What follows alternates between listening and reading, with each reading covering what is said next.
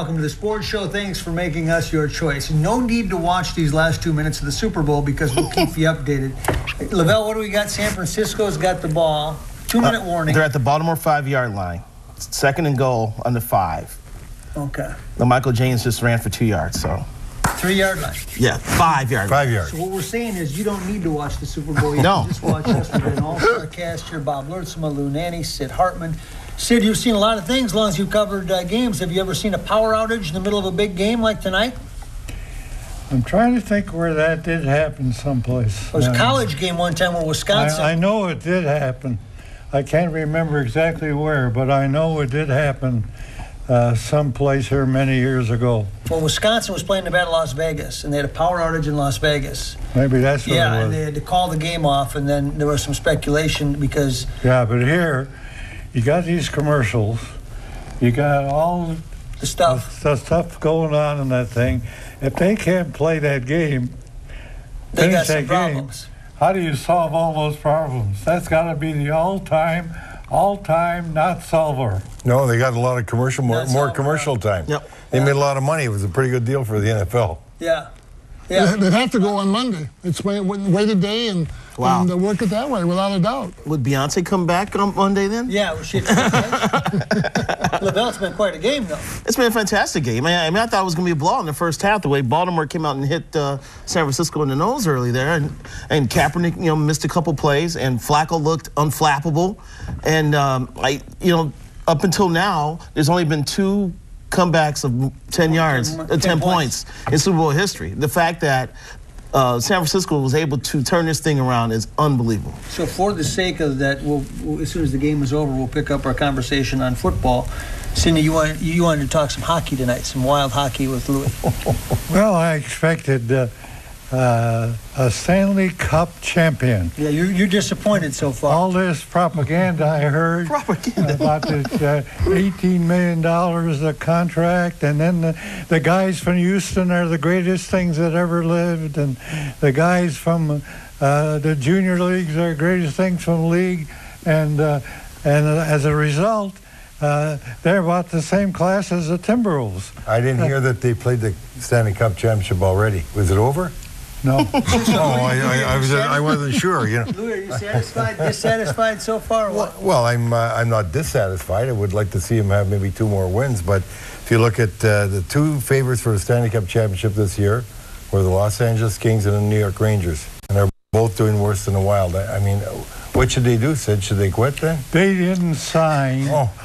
Neither one of those teams signed 2 players like Parisi and Sutton. It's Sutter, by the way, and Rangers did. They signed Nash, the guy Rick Nash. He's got more goals in the league than Parisi. Louis, if you had a choice of the Bible or hockey, you take hockey. It's winding up. It's winding up. Yeah, the game is almost over. But you see, so Louis, you're saying be patient. You like what you've seen so far. Well, it's not that I like what I've seen. They can play better. They will play better, and I obviously think that. It's going to be a tough schedule for everybody. The rest of the way, you're playing 48 games in 99 days. It's going to be tough. It's going to be tight. But they've got the ability, if they don't have too many injuries, to score goals last year, and they spend $20 million, and they can't score goals this year. Well, they got more goals, 5-5 ratio this year early than they had last year. Bob, you look like you're ready to say something about this, that you're ready to weigh in. Well, no, I just figured for $99 million, for 2 players, I thought we'd be undefeated at this time. No, hold it. $99 million was for 1 player. 1 player. No, $99 million per player. That's right. So that's 1. Yeah. I don't know where you went to school, but that's 2 players. Played without a helmet. I knew I should have worn the helmet. You two are reunited, by the way. I know. We saw you in the old TCF Bank commercial days back in the day. That's when we had the Brain and the Brawn commercial, and obviously you know who the Brain was and who the Brawn was. You know what Louis does? We have one commercial where we rip a phone book in half. He can do it. I can't, right? So we have to cut it for me so I can make the commercial go right. Now I go to Worthington, the kids say, any questions out there? Yes, we'd like to see a rip a phone book in half. The truth is, I couldn't. He couldn't do it, and I'm ripping it, and so I used to pre-rip it, and you could see it with the TV. So they said, we can't do it like this. We could see it. So they had a bandsaw on the back, and that used to cut the book. And Lord says, that's been the low point of my life, when I hear the sound of the bandsaw. If there was a pulp of hockey, this would be it. We got the bar. What's that have to do with? You've gotten awfully religious today, Sid. I don't know. Boy. All right, take a break, come back. Super Bowl coverage extended right here on the Sports Show. What happened? The game's not over? Yeah, J.D. Hoyt's. Louis and I came from a Super Bowl party tonight that was catered by J.D. Hoyt's, and Louis, that was as good as it gets, a Buddy Bowl. I love the Buddy Bowl. It's wonderful, and the spare ribs were awesome as well. Well, everything was good. Welcome back to the Sports Show, Super Bowl Sunday. Ravens about to close out. Got a special studio audience here. We like to give gifts. Come on out here. Take that with you. Thank you. Sidney, are you surprised at all by the way this NFL season... Are you with us, Sid? Unbelievable. I want to know what I tell viewers when they ask me tomorrow, what was that thing on the show? Well, it was a bunny rabbit. Yeah. Yes. That's what I want to know what I tell them. Lavelle, why is the NFL more popular than Major League Baseball, your sport? Well, you know, I think that one thing the NFL's done, they've figured out a way to make itself relevant 365 days a year. You know, as soon as the regular season's over and the playoffs are over, there's already speculation about players being bought out of contracts, trades. It seems like even during the offseason, there's talkers going on around this league. It's made itself relevant throughout the calendar year. And just because it's an event, and so you can build up to the Sunday and build up to the events. And so you're kind of taking... you know, fans along a ride all week, and then Sunday comes and there's a big crescendo, and then you start winding up for the next week. You're 100% wrong. Oh, of course I am. Not even in the same category. What did he just say? You got 154 games, and they get more money for television for how many games? You're saying what Lavelle just said. That's what I just said. The NFL is a $10 billion industry. I think baseball's at 7.1 now. By far, the NFL is the most Lurtz, watched are you sport concerned? out there. And Louis, you pick up on this about this head injury thing really taking a toll on football in general and popularity? Lurtzman, did you have a head injury? I think a lot of people think that you had several concussions. Yes, I did. But actually, I'm working on youth sports concussion legislation, and I work with the National Football League as well as with Greenwell, and we were Greenwell. I mean Greenway. Greenway. Thank you. But we traveled around to North and South Dakota promoting the awareness for concussions, and then I also work with Dr. Amen. I'm one of the clients that has that situation. So I'm very much up to date on concussions. I'm tickled pink for what you're doing. Just after you had one. Football, the awareness is great, but don't quit the game. Don't quit the game. What do you think about the president? Well, I'm fortunate that I'm sitting between two people who have had concussions. At least And they were the guinea I hope pigs. that explains And by the it. way, you know, we have one less cup, You so you gotta and play I can share the cup. Are you concerned Concussions. about concussions in Very hockey? much so, and so is all sports are concerned, and hockey. Football leads, though, don't they? They Yeah, set the... well, hockey's had quite a few too, and they've had a commission undergoing studies, not only at the National Hockey League, but USA Hockey's doing the same thing. Dr. Mark Stewart, the Mayo Clinic, they've got a lot of people involved in it. They just, haven't been able to come up with any way to really prevent them. They've tried a lot of things, and it's not just a hit to the head. That's what people have a misconception. A lot of time, it's the way you get checked. It's a snap in your neck back, and that can cause concussion too. Sid, do you think, Well, you think Roger Goodell's into a big challenge right here with this whole issue? Who's the third baseman for the... Corey Koski. Corey Koski, same once in a while we talk. He's convinced he got his original concussion in playing hockey in Canada. Justin Morneau thinks the same thing. His original concussion. They suffered their concussions in Canada, and at those days they didn't know anything about them like they know now. Now I think they're overdoing it a little bit, but it's... we got a quick score update.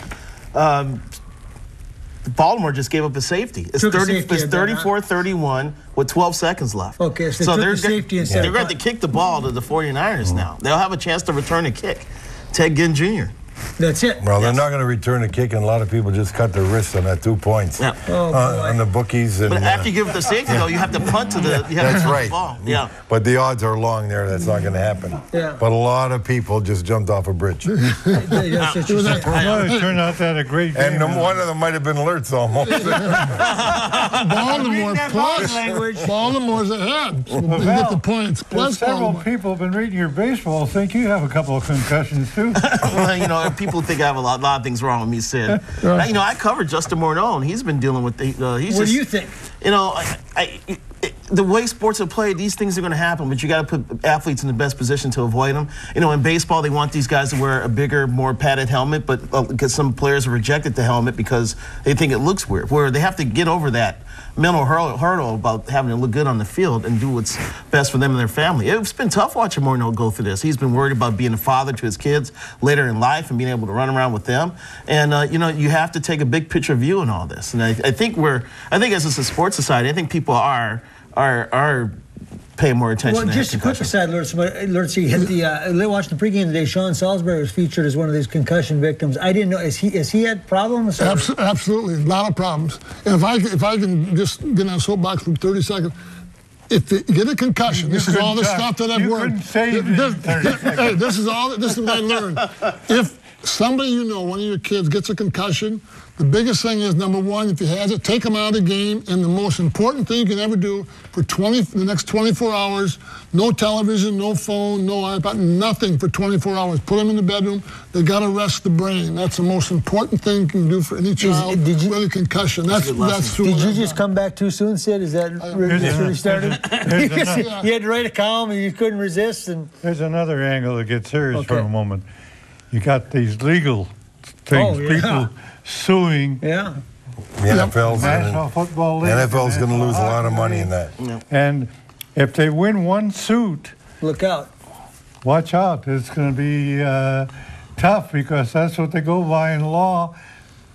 Precedent, previous suit. Yeah. Well, Lurtz is trying to hang on and not die so he can get some of the concussion money when the NFL wins the suit. He's got one holding more up. payday left. Take a break, come back, the sports show. Yeah, stop on by Audi anytime. What a commercial they had at today's Super Bowl. Louis, you and I voted it the best one with the prom date. Yeah, that was terrific. The prom king, the prom guy kisses the prom queen, gets a black eye, but drives off in his Audi. Yeah, he felt empowered. He felt strong, and he went out. He went right to the dance. Parked in the principal's spot. Yeah, went right to the dance. Went on a date. Went up to the queen, give her a kiss, got a black eye, and went home. Sidney, the commercials. You're kind of a sucker for an elephant kicking the football, but were you happy with the commercials? I don't know. I think those people are crazy for spending all that money for those commercials because they've got a deal now where you can shut the commercials off. I've got somebody very close to me who never watches any commercials. He's got that remote in his hand, and he's always turning the commercials off. But except in the Super Bowl, they say 99% of the people watch the commercials, want to watch the commercials. They do. So that's why they charge about $3.5 million. So we got a final. Baltimore wins. Baltimore wins. I'm happy for Matt Burke. I'm happy for Brian McKinney. I'm happy for Jerry Rosberg. Disappointed for Randy Moss. I'm happy for, not unhappy for Randy Moss. Randy Moss got enough money. But I'll tell you one thing. Our Sunday show has a pretty good audience. And today, Mr. Max was on when Mr. Mona's out of town.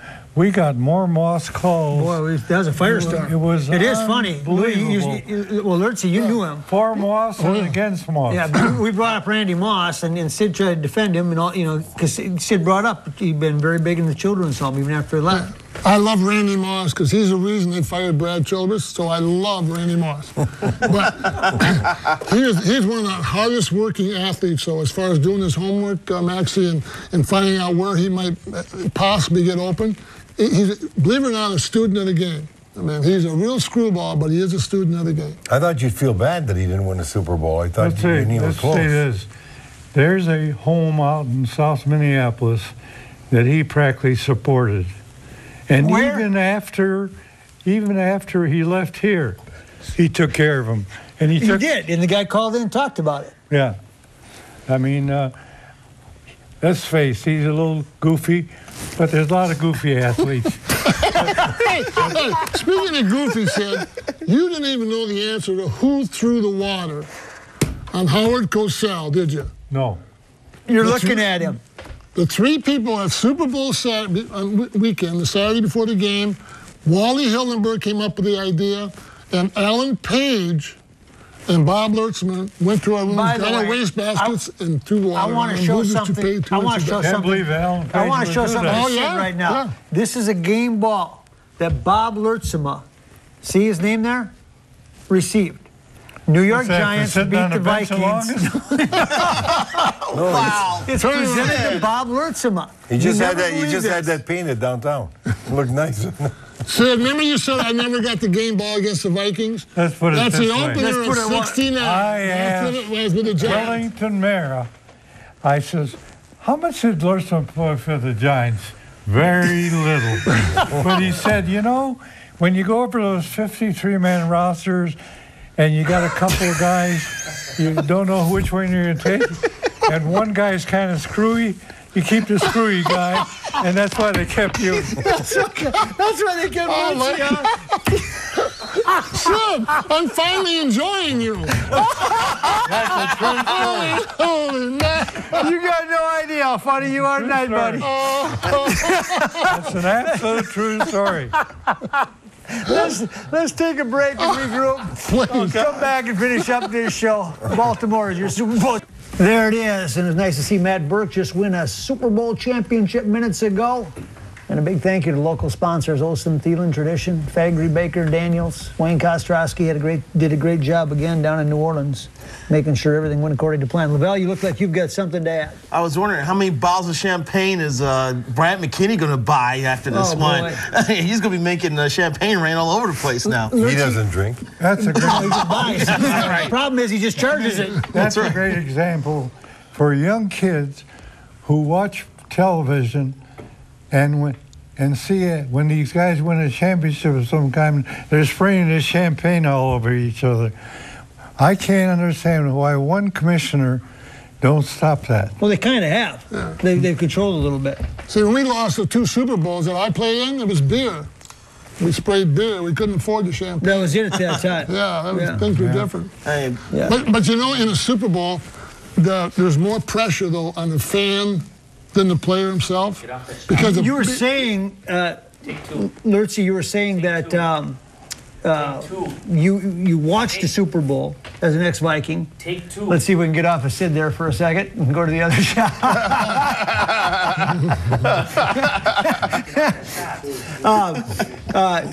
It was harder to.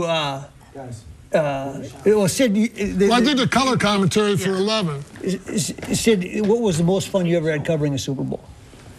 Well, it was no fun covering the 4 for the Vikings because they lost, but my feeling is they lost to the 4 best teams ever been in the Super Bowl, in my opinion. Bob? Certainly the 3, Miami and Pittsburgh and Oakland, and Bud and I are very close, and it's kind of tough for see that happen because you win a National Football League championship, and that don't mean anything anymore.